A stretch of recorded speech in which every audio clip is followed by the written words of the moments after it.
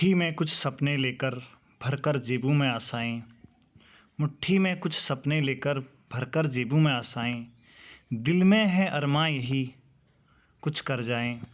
दिल में है अरमां यही कुछ कर जाएं। सूरज सा तेज नहीं मुझ में, सूरज सा तेज नहीं मुझ में, दीपक सा जलता देखोगे। अपनी हद रोशन करने से तुम मुझको आखिर कब तक रोकोगे, आखिर कब तक रोकोगे। तो दोस्तों, अभिवादन स्वीकार।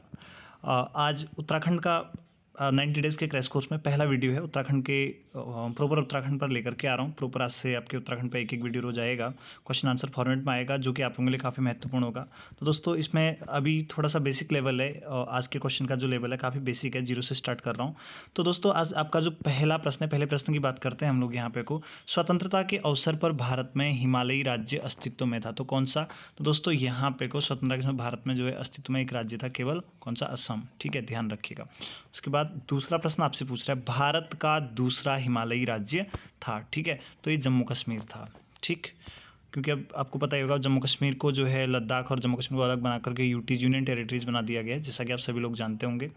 और उसके बाद अगला प्रश्न आपका आता है, उत्तराखंड भारत का कौन से नंबर का हिमालयी राज्य है? तो ये जो है 11वें नंबर का हिमालयी राज्य है।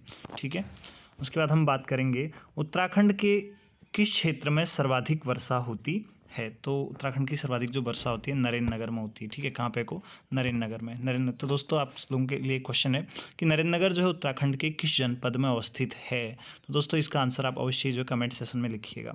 आगे बात करते हैं, क्वेश्चन नंबर 5 है, उत्तराखंड के किस क्षेत्र में सबसे कम वर्षा होती है? ठीक है, उत्तराखंड के किस क्षेत्र में सबसे कम वर्षा होती है? तो दोस्तों, यहाँ पे को आपके समक्ष 4 ऑप्शन दिए गए। तो उत्तराखंड का जो द्वाराहाट क्षेत्र, कौन सा? द्वाराहाट क्षेत्र। द्वाराहाट क्षेत्र में यहाँ पे क्या होती है? सबसे कम वर्षा होती है। ठीक है, फिर आपसे छठा क्वेश्चन पूछा हुआ है कि उत्तराखंड में कितने क्षेत्र में वन हैं, यानी कितने क्षेत्रफल में वन पाए जाते हैं? तो दोस्तों, यहाँ पे को उत्तराखंड में जो है 34,662 वर्ग किलोमीटर में आपके क्या पाए जाते हैं? वन पाए जाते हैं। ये बात आप लोग याद रखिएगा। ठीक है, आगे बात करेंगे, उत्तराखंड का चेरापूंजी किस क्षेत्र को कहा जाता है? तो दोस्तों, 7वें क्वेश्चन का आंसर क्या हो जाएगा? उत्तराखंड का चेरापूंजी किसे कहा जाता है? रानीखेत को। गए आंसर आपका सही हो जाएगा। ठीक है, उसके बाद 8वां क्वेश्चन है, प्रथम भारतीय राज्य किस पृथक, मतलब प्रथम भारतीय राज्य जिसने पृथक आपदा प्रबंधन मंत्रालय का गठन किया था? ठीक है, प्रथम आपदा प्रबंधन मंत्रालय का गठन किया गया था। तो दोस्तों, इसका आंसर क्या हो जाएगा? उत्तराखंड। ख आंसर आपका सही हो जाएगा। उसके बाद आगे बात करते हैं, एशिया का पहला राष्ट्रीय पार्क हेली नेशनल पार्क किस वर्ष स्थापित किया गया था? तो दोस्तों, जो हेली नेशनल पार्क है वह आप लोगों का जो है बेसिकली जो है हेली नेशनल पार्क की जो स्थापना की गई थी वो 1930 नहीं बल्कि 1936 जो इसका आप लोगों का सही आंसर होना चाहिए। ठीक है, हेली नेशनल पार्क को बाद में जो है रामगंगा राष्ट्रीय उद्यान के नाम से जाना गया, और उसके बाद इसी को जो है बाद में जिम कॉर्बेट नेशनल पार्क के नाम से जाना गया, और बाद में इसी को जो है किस नाम से जाना जाता है आप सभी लोग जानते हैं। ठीक है, अब कह रहा है कि भैया उत्तराखंड में कितने राष्ट्रीय उद्यान हैं? ठीक है, 10वें का आंसर है, तो उत्तराखंड में अभी तक वर्तमान में 6 राष्ट्रीय उद्यान है। ठीक है, ध्यान रखिएगा, 6 राष्ट्रीय उद्यान है। तो दोस्तों, एक प्रश्न, उत्तराखंड का सबसे प्राचीन राष्ट्रीय उद्यान कौन सा है? पहला क्वेश्चन। और दूसरा क्वेश्चन आप लोगों से बनता है, दोस्तों उत्तराखंड का सबसे नवीनतम राष्ट्रीय उद्यान कौन सा है? तो दोस्तों, इसका आंसर आप अवश्य जो है कमेंट सेशन में देंगे। ठीक है, तो दोस्तों आगे बात करेंगे, मध्य हिमालय की जनजातियों के, ठीक है, मध्य हिमालय की जनजातियों के सामाजिक आर्थिक विश्लेषण नामक एक पुस्तक है, तो उसके लेखक कौन हैं? तो दोस्तों, इसका आंसर ख DK नौटियाल के द्वारा ये पुस्तक लिखी गई कि मध्य हिमालय के जनजातियों के सामाजिक और आर्थिक विश्लेषण नामक पुस्तक लिखी गई है। ठीक है, तो दोस्तों बहुत सिंपल क्वेश्चन है। क्वेश्चन नंबर 12, कस्तूरी मृग का वैज्ञानिक नाम क्या है? ठीक है, तो 12वें का आंसर हो जाएगा इसका आपका गए आंसर, यानी कि मास्कस क्राइस्टोगास्टर। क्या हो जाएगा? मास्कस क्राइस्टोगास्टर हो जाएगा। आगे बात करेंगे, कश्मीर के शासक ललितादित्य मुक्तापीठ द्वारा गढ़वाल विजय का उल्लेख मिलता है? तो दोस्तों, इसका जो उल्लेख मिलता है राजतरंगिणी में मिलता है, और जो राजतरंगिणी नामक पुस्तक को किसके द्वारा लिखी गई थी? कल्हण के द्वारा लिखी गई थी, और कल्हण के द्वारा लिखी गई राजतरंगिणी में कश्मीर के 3 वंशों का, कारकेड वंश, और कारकेड वंश के साथ साथ जो है और आप लोगों ने सुना होगा लोहार वंश, और लोहार के साथ साथ एक अन्य वंश आता है, तो उसके बारे में आपको क्या मिलती है? हम लोगों को जानकारी प्राप्त होती है। अब अगला क्वेश्चन पूछ रहा है, लघुडियार, लघुडियार नहीं बल्कि इसको लखुडियार पढ़ेंगे। लखुडियार स्थित है, तो ये किस नदी के तट पर स्थित है? सुयाल नदी के तट पर, अल्मोड़ा जनपद में स्थित है। ठीक है ना, अल्मोड़ा जनपद में सुयाल नदी के तट पर अवस्थित है।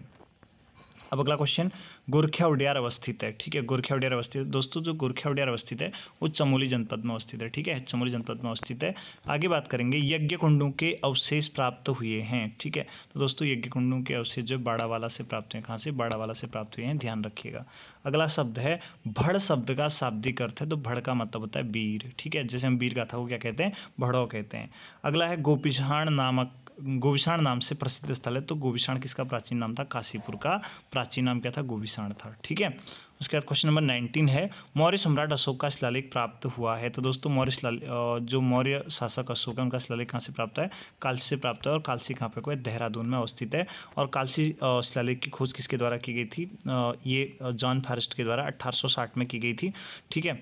तो दोस्तों आगे बात करेंगे क्वेश्चन नंबर 20 में, उत्तराखंड भारत में क्षेत्रफल की दृष्टि से कौन से नंबर का राज्य है, क्षेत्रफल की दृष्टि से पूछता है, तो दोस्तों इसका आंसर रहेगा 18वें नंबर का राज्य, ठीक है, 18वें नंबर का राज्य है, ध्यान रखिएगा। तो दोस्तों इस वीडियो को देखने के लिए आप सभी लोगों का बहुत बहुत धन्यवाद। इस वीडियो को आप पूरा देखिएगा, इसका दूसरा जो पार्ट आएगा शाम तक, आज शाम तक मैं इसका दूसरा पार्ट लेकर के आऊँगा आप लोगों के समक्ष, जहाँ मैं उत्तराखंड के इतिहास से प्रारंभ करूँगा। चैप्टर वाइज आप लोगों को जो महत्वपूर्ण क्वेश्चन है, जितने महत्वपूर्ण क्वेश्चन है उन सारे के सारे महत्वपूर्ण क्वेश्चन को मैं आप लोगों को यहाँ पे को लेकर के आऊँगा।